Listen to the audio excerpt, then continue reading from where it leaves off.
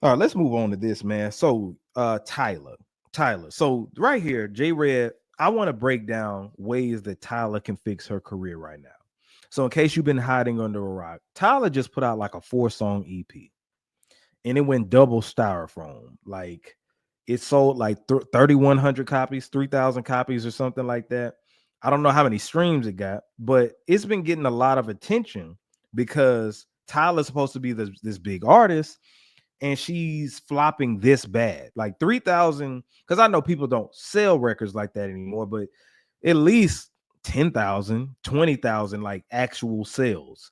So a lot of people were saying, how did this flop? How did this flop? Some people blaming the label, but a lot of people are blaming a 2-year-old, I want to say, Breakfast Club interview. And I want to play some of it. I don't want to play too long because iHeart likes to flag. So shout out to the Breakfast Club. But what happened some years ago? I can't remember if it was last year or the year before last, but Tyler went on the Breakfast Club.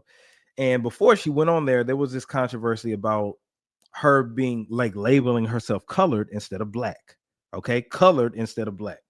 There's a delineation movement that's heavily going on with the FBA movement that's going on, Foundational Black Americans. So, you know, you saying that you're colored, people just want to question, okay, well, color, what is that? Like, do you identify as black? Like, what are you? Because people from the diaspora and everything like that, we look at them like one of us, you know, slightly, but there is difference when it comes to ethnicity. You know what I'm saying? Like we're a different ethnic group over here, Foundational Black Americans. So when Tyler went on Breakfast Club, Charlemagne asked her a specific question. He wanted her to expound on the whole colorist thing, colorism. Like, you're saying that you're colored. She made and her team made a huge mistake by not wanting to address that because Tyler previously talked about it. Now, let me play this clip real quick, and I'm gonna play some of it. Like I said, I know iHeart Media be tripping, so listen to this. Debates that they be having about your identity as a South African colored person. What does that even mean? Can we, yeah, can we know? All right, so that's all I'm gonna play right now. So when Charlemagne asked her that, what did she do? She immediately turned. She turned and looked at her team, which is one of the worst things that you could do, especially on the Breakfast Club. All right. So that caused a lot of controversy, and the black community at that time was like, oh, so you can't answer that question. So you must be against us. You don't see yourself as a black person. You know what I'm saying? Because whether you're Nigerian, whether you're Ethiopian, whatever, you're black. All right. You're not foundational Black American, but you're black. So this point with how the FBA movement is going on, either you're with us or you're against us. But a lot of times people from the diaspora in different parts of the world who are African, they'll come over here and be like, hey, I'm African American, and blend in with us, blend into our culture. But when it comes to represent us, what happens?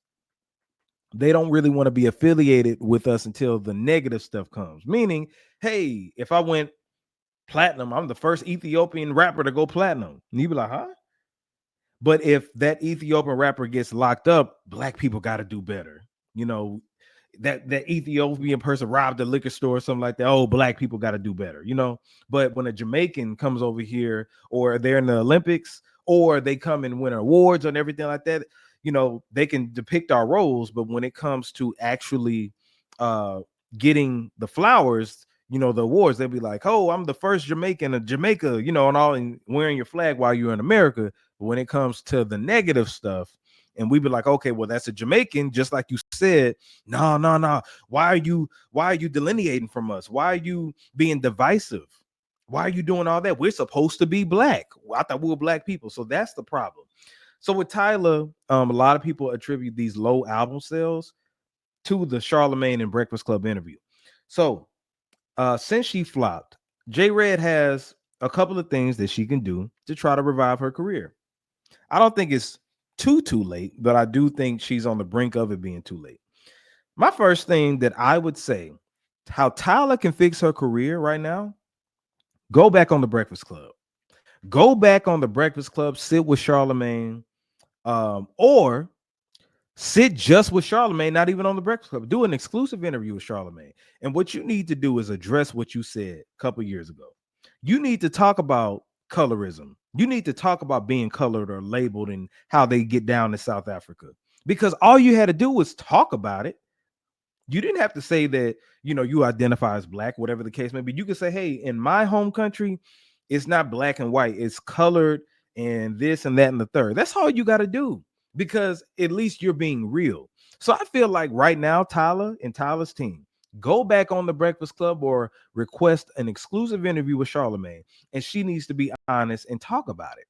That way she can slightly get some respect. Because what I would do is just say, listen, my team at the time, the lines were kind of blurry. The controversy was going on, and we were trying to move in a way where it wasn't going to offend people from my home country and then in America. So we really didn't know how to do it and maneuver around. But now let's talk about it. Let's have a good, solid conversation about colorism and me being labeled colored and all, and how we look at race and ethnicity where I'm from. If she does that, she may get some respect. She may get some respect. All right. The second thing I would tell her to do is to lean into the negativity. How about that? Lean into it. Try to put on your bad girl stuff. Get into your bad girl Riri mode. Because remember when Rihanna first came out, she was kind of Miss Goody Two Shoes, and then boom, Bad Girl came out, Bad Girl Riri, and she went through the roof. So maybe if she takes that approach, feed into the negativity, make a song about it, you know what I'm saying? Controversy creates cash. Now, that's the last thing she should do. But I feel like strongly if Tyla goes back on the Breakfast Club and addresses it, not in a video by yourself, don't do that. You need to go back to where the root of the problem was. Talk to Charlamagne. I feel strongly if she does that, that might could revive her career, because at this given point, this particular point, is not looking good. And I don't know if she can bounce back, because a lot of black people are cool on her. And rest assured, you need the black community initially. You need us to be hot. All right. You could now. This is a third thing. What she could do. She could lean into the white crowd more so, the pop crowd. Just lean into that. Now you'll be on the Florida level. You know what I'm saying? Shout out to Florida. You'll be on that type of level, that type of wave. But if you want our support back, that's all you simply got to do. That's all you simply got to do. Now, some people saying the music ain't that good. I don't know. But I feel like the root of the problem was that Breakfast Club interview.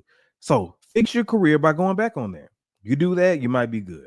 Y'all let me know in the comments what you think about that. Make sure you subscribe to the channel.